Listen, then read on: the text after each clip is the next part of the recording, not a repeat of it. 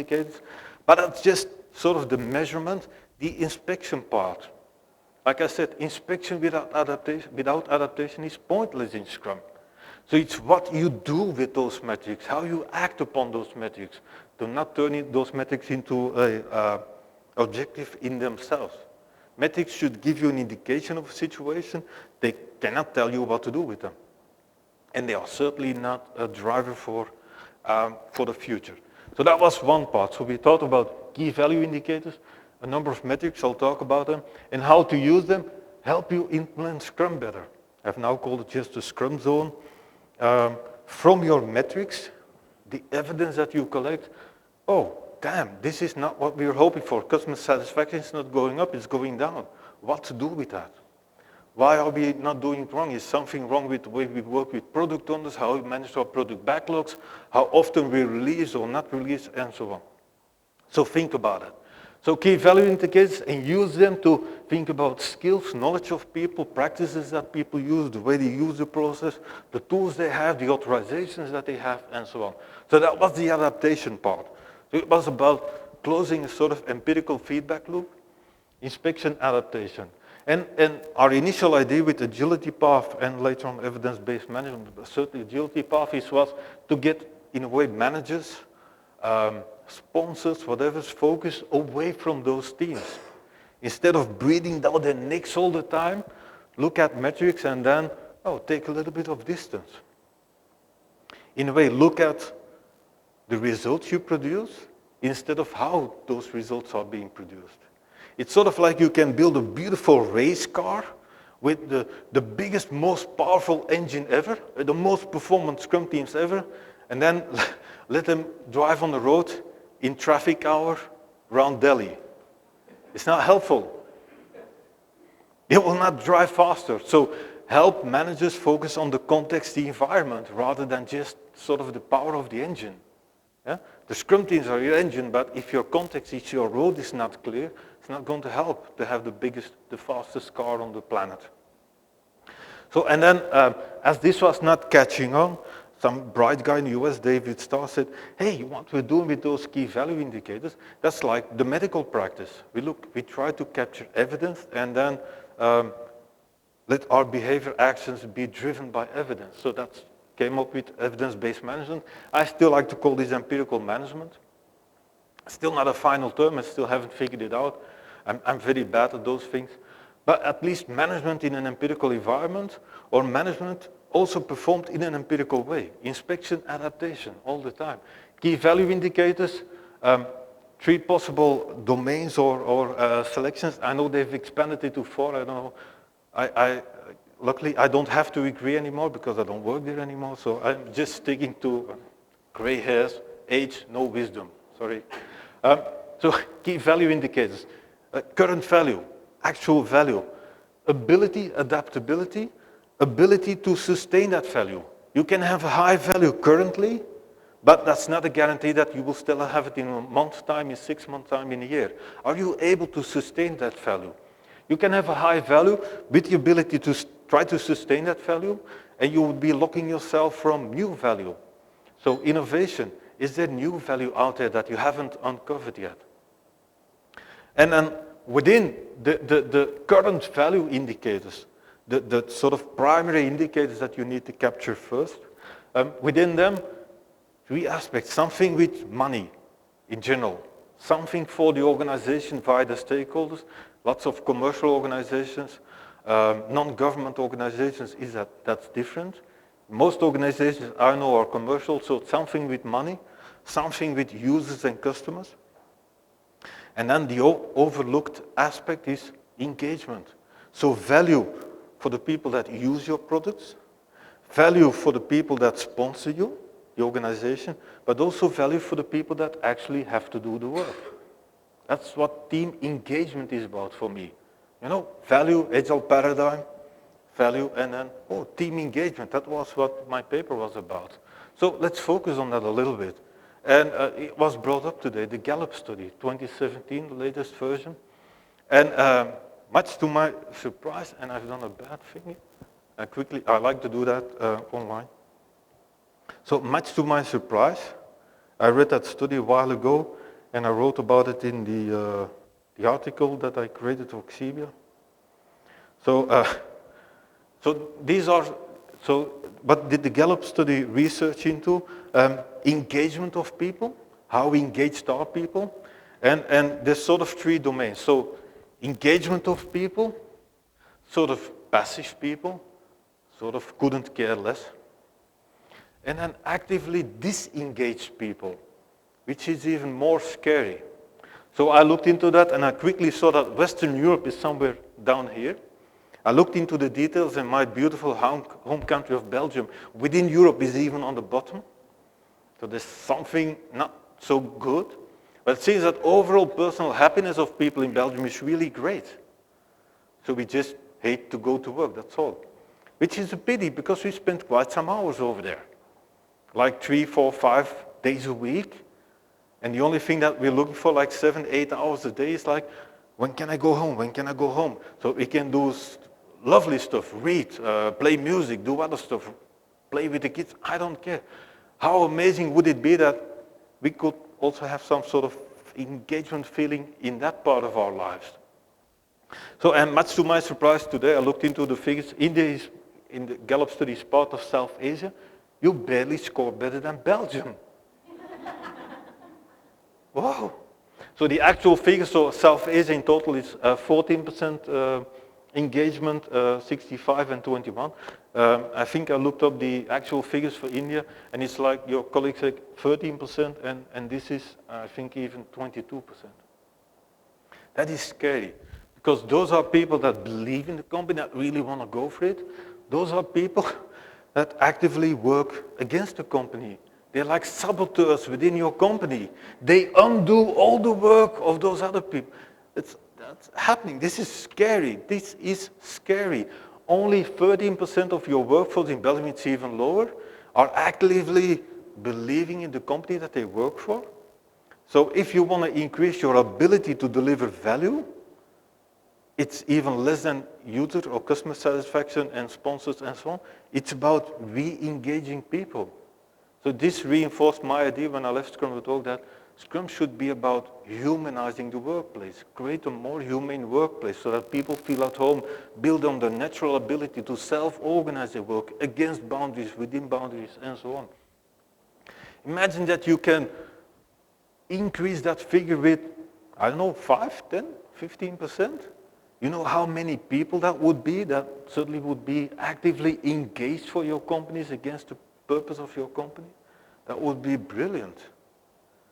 Imagine your ability to deliver value. If you certainly imagine that you can reduce sort of the negativity with a number of percentage points.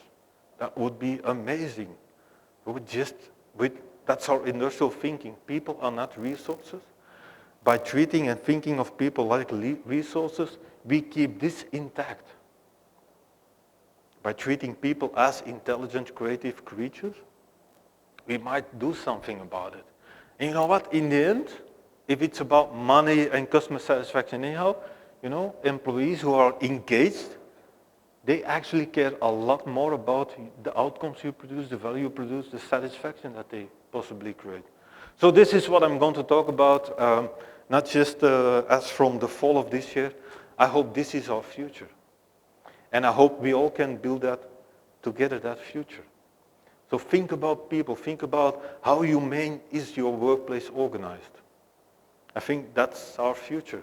And the potential that we can unleash with that is gigantic. And that brings me to a last quote from my book, that we can use Scrum to actually re-emerge existing organizations into more humane workplaces. So thank you very much for being here. Really happy with this. I hope we can all do this together. Me not having any wisdom, have to rely on people like yourself anyhow to make this happen, but imagine that we can do this. So thank you very much. Come home safely. Come back next year, if ever there will be another Scrum Day in there. I have no idea. Yeah? Yeah?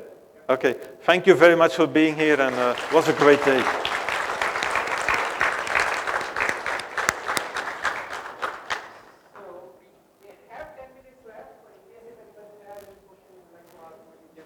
I can also just talk for 10 minutes if you want. And avoid question. No. He made you feeling tired, so he read it in the morning, midnight.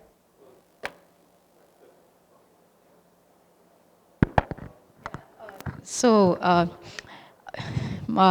my attention was drawn to your comment on we should not be colonizing like one subcontinent over the other. It's more about organization culture, right? Yeah. But the Gallup chart you displayed, it also kind of represents the culture of the region, does it? Because we see a huge difference, US, Canada, Asia, Europe. So is this not somewhere representing? Western Europe is below South Asia. No, I'm not focusing on Asia in any Okay. way. So what explains the variation here, and doesn't it somehow replicate the basic elements of culture in regions? What are your thoughts on this? Well, I haven't read everything. I just looked into India more specifically today. And I must say, I have to sort of confirm what you also talked about. It's not by accident that I talk about age and wisdom. That seems to be a really important thing in India, which is actually beautiful, but at the same time impeding young people to sort of speak up and build on their potential. Um, Maybe that's reflected in teams. I can only look back at the teams that I had, and I always, those teams with that one superhero in the team, the senior developer that has done this for 20 years and always knows what to do. I would, as the Scrum Master, my ambition was also make sure that also the young people speak up. There are no stupid, silly questions, and I would love to have like the most senior people always still be open for something to learn. Oh yeah, I didn't consider that. Oh yeah, that's a good idea. So that's sort of the same idea. Age, wisdom, there's more. I think in an agile context, everybody's entitled to speak up and bring something up. And another thing is the importance of female voices in this. So there's more and more debates happening around the world of women in agile. Like Liz Atkins is sort of pulling that a lot with a lot of people. So that's another aspect. Diversity, there's so many aspects of diversity. Yep. It's all going to take a while. But it's almost the same like it takes a while. Some people talked about today, self-organization, so important in Scrum.